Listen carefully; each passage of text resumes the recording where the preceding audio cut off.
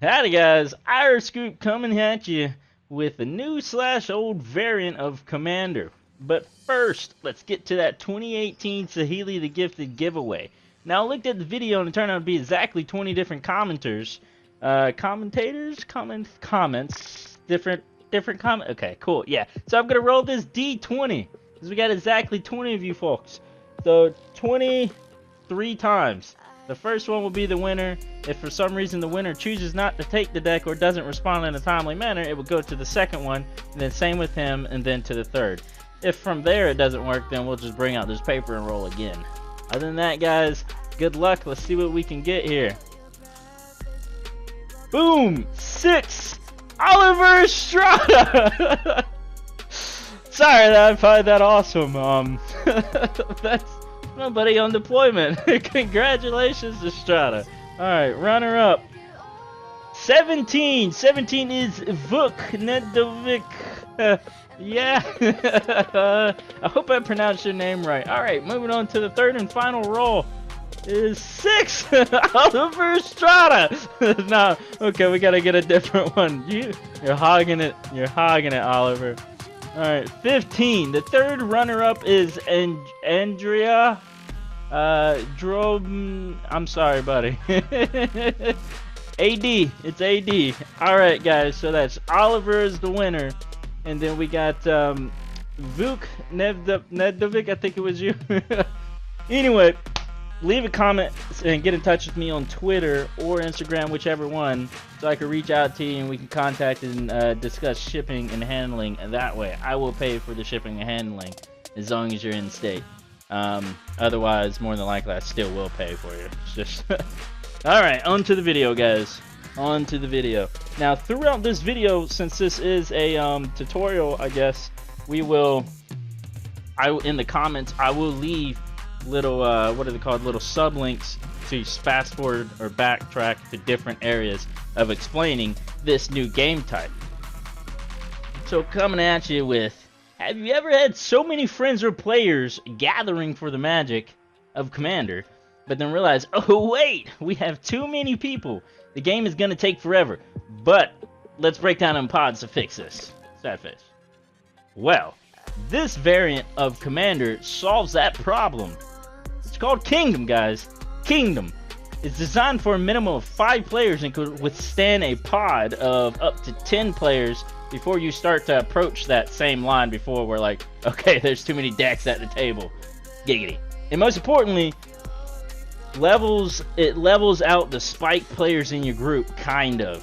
What I mean by that is that arguably one of the best aspects, in my opinion, of Kingdom is you cannot win the game of Kingdom with card effects that state you win the game. But you can, however, lose by effects that say you lose. That means cards like Approach of the Second Sun, Lab Maniac, etc. won't win you the game. But effects like a Vraska the Planeswalker ult that causes a player to lose will cause you to lose.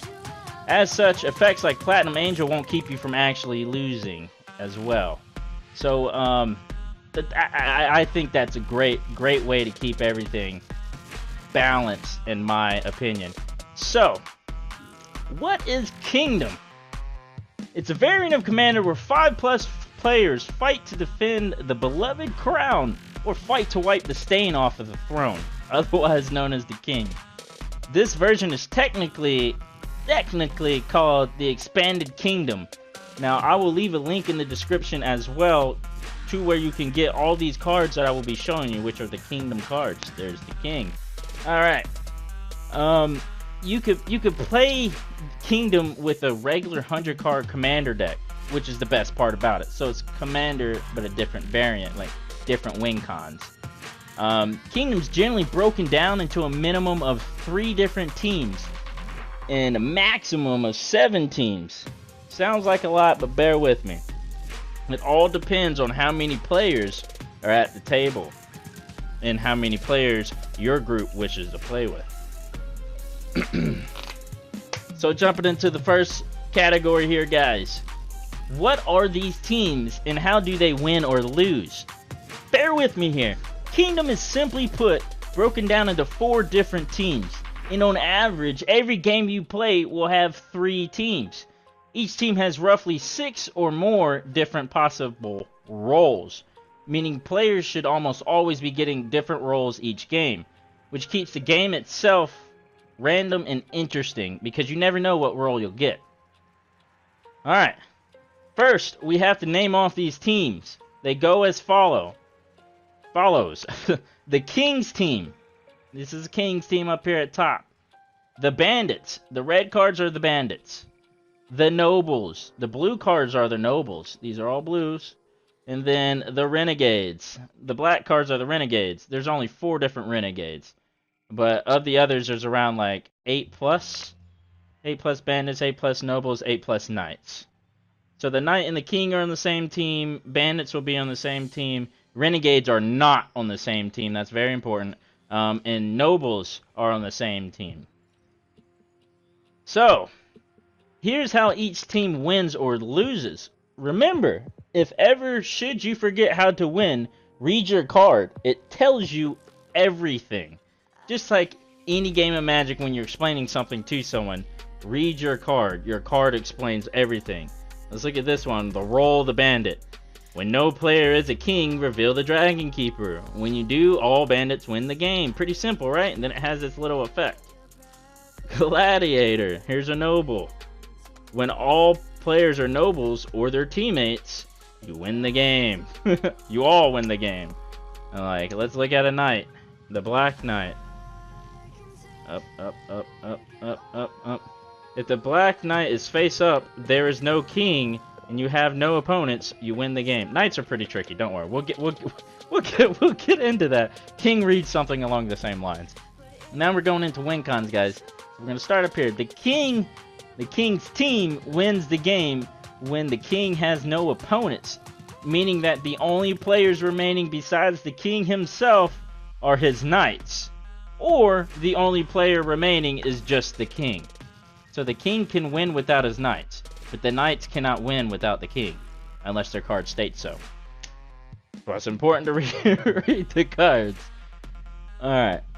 Now, the Bandits. Bandits win the game if and when the King dies. So all the Bandits have to do is simply go for the King's throat. Pretty simple for the Bandits. Now, the Nobles, arguably the more comfortable role to be in is the Noble.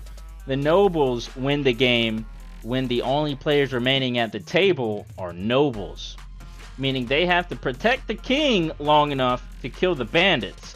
Then once the Bandits are dead, the Nobles turn on the King. And then once it's just the Nobles left, they win the game.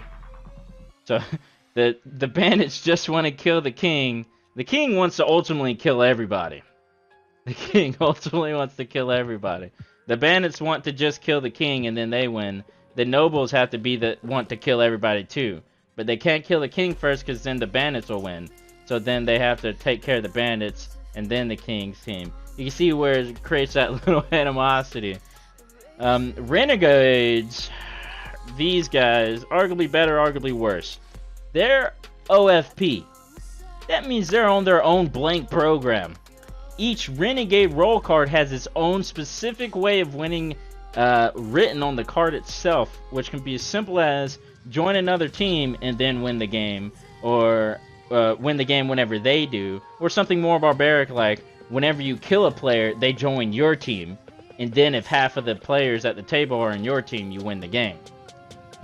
Alright, what are these roles? How do I get them? And how do I know what team I am on? Roles are the kingdom cards you see here. Each one of these cards is a role. Each player receives one of these cards before the game starts. And it's very important that each player keeps their role a secret. Meaning, don't go blurting out your role and keep your role hidden from everybody. The only role that has to be revealed before the game starts is the King. You can't hide the fact that you're the King. Everyone has to know you're the King.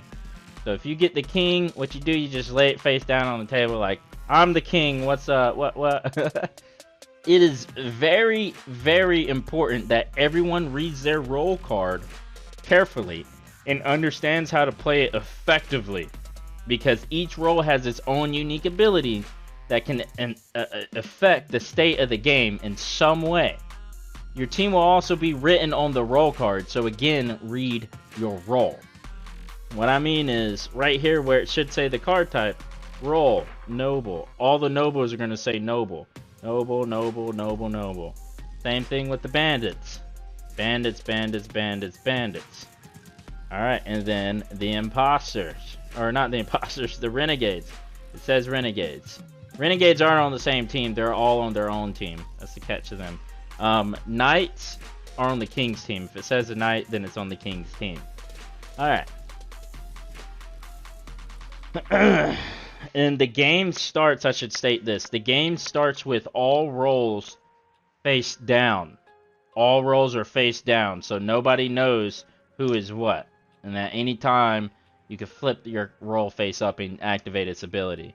Except for the king card. The king stays face up at all times because the king has abilities he can use at all times. Like you could tap the king card, exile a card from your hand, or pay 4 mana. And then you get to choose an ability. The 3 abilities are target non-king player draws a card, or target non-king player adds 3 mana of any combination to their mana pool, or target non-king player gains 5 life. Like those are the 3 effects the king card has, and he's face up at all times. So generally it goes a lot of politicking where people are like, hey king, can I get some mana? Hey king, can I gain some life? Blah blah blah. And the funny part is when it's the bandit that's pretending to be the king's knight because they're all face down.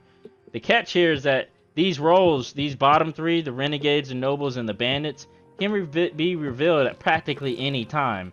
But the knights, all knight cards have like a very specific situation that has to be met before they can reveal themselves. So they can't just start off the bat and like, boom, I'm a knight. Because then the king be like, alright, let's get him.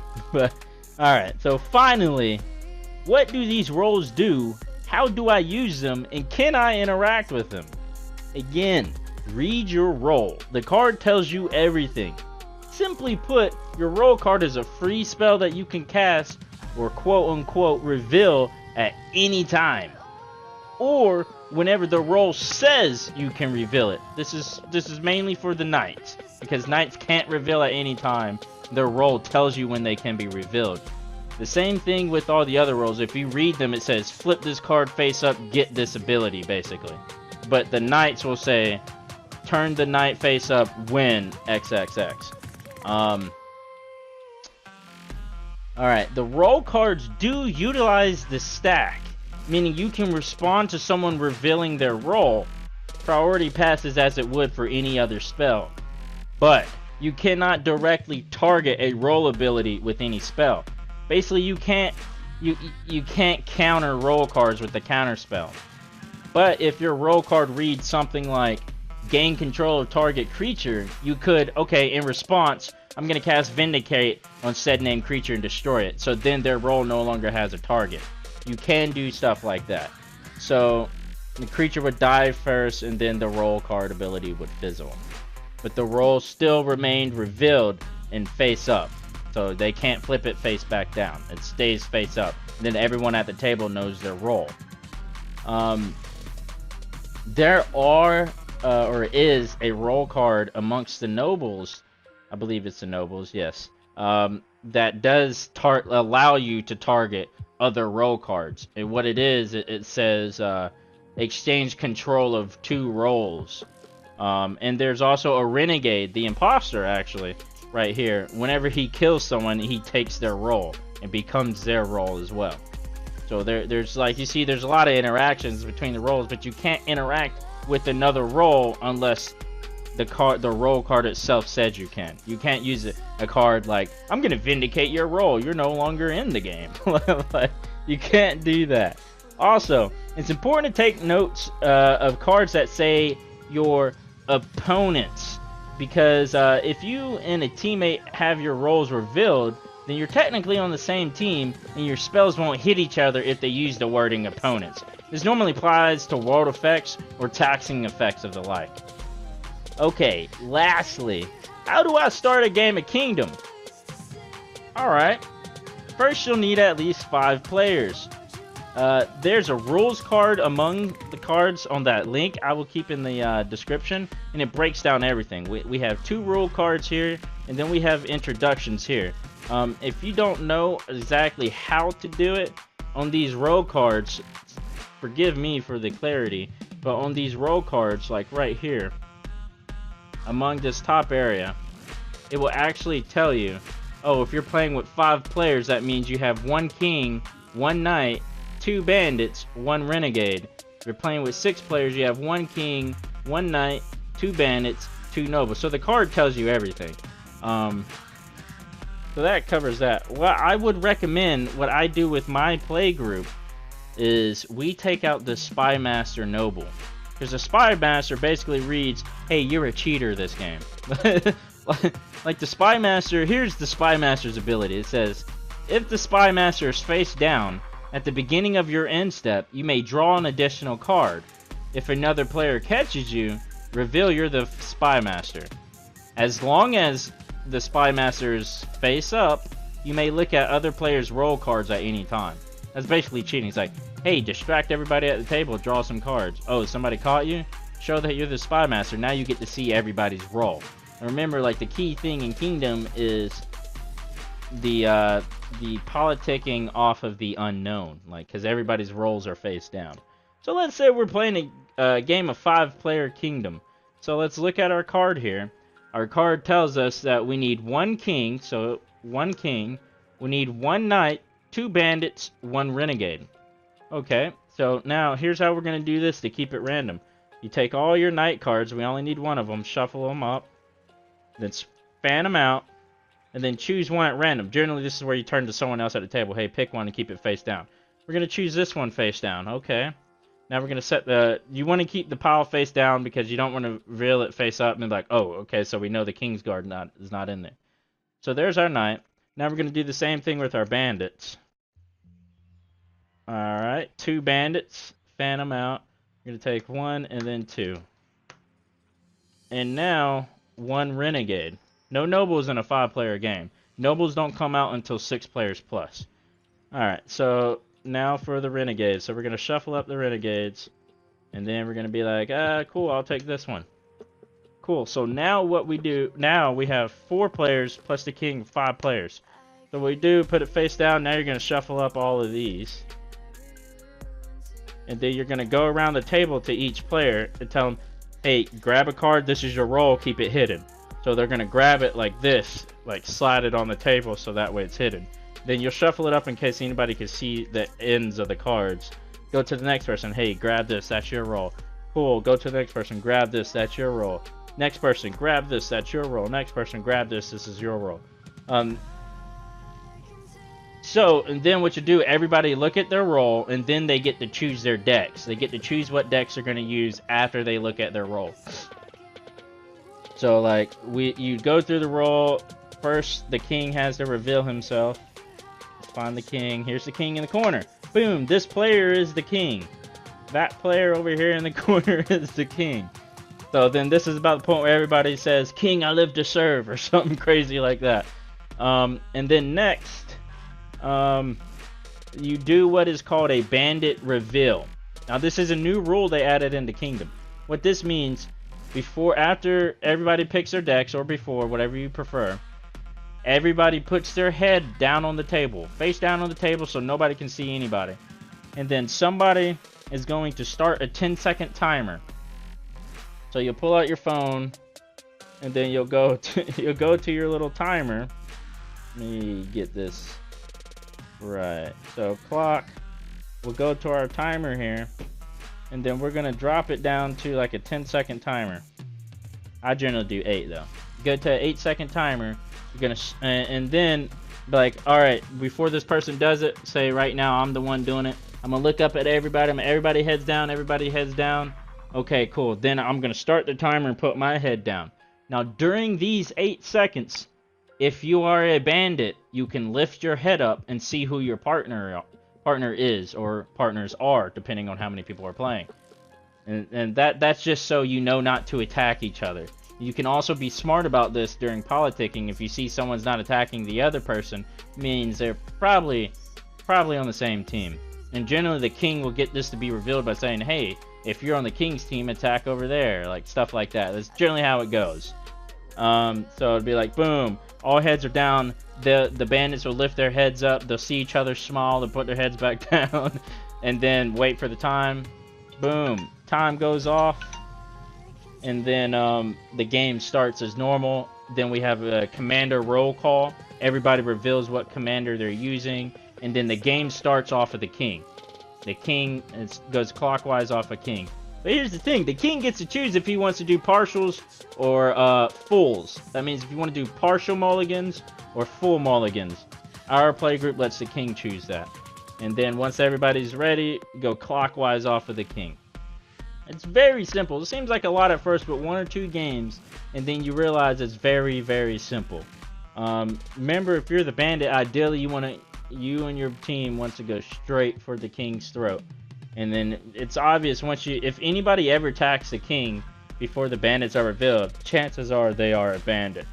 Just so you're aware. Just for future little insights and thoughts and comments or whatnot. So that's how a game of Kingdom would go. They would be duking it out, and it'd be between the king and the knight to try and protect him. Generally, when you're the king, you have to start trying to guess rolls. And as the king, generally, the hard part is trying to find out who your knight is. As the knight, like it feels comfortable at first, but many times I've seen the knight get beaten down by his king. But here's the thing about that, though. Here's what puts the pressure on the king. If the king kills his knight, the king has to sacrifice half his permanents, lose half his life. So keep that in mind, because a lot of times when people are kings, they think they're just going to come out of the gates, they'll come aggro as hell, and they'll start attacking everybody. But if the king kills his knight, then he loses half of his permanents and half his life. Here's another thing. If somebody other than the king kills a player, and that player's roll card was not revealed, they don't have to reveal. So if this person killed this person's just knocked out. He doesn't reveal his roll. And so that way you never know who died at the table. But if the king ever kills somebody, you have to reveal. So if the king killed this person, this guy would have to reveal his roll. Cool, the king killed the cultist. That's relevant because if the king kills the knight. And also it's cool, it's a cool factor because then you get to figure out, oh, there's no more cultists. That means 2 of these guys are bandits and 1 of them's my knight. Okay, cool, I'm gonna attack this person. Oh yeah, I killed a bandit. Awesome. So now you know, oh, it's 50-50. My knight knows who's not the knight. The bandit knows who's not the bandit. Okay, let's just sit back and see what happens here. Or you could be ballsy and go for it 50-50. Oh no, I killed my knight. Lose half my life, half my permanents.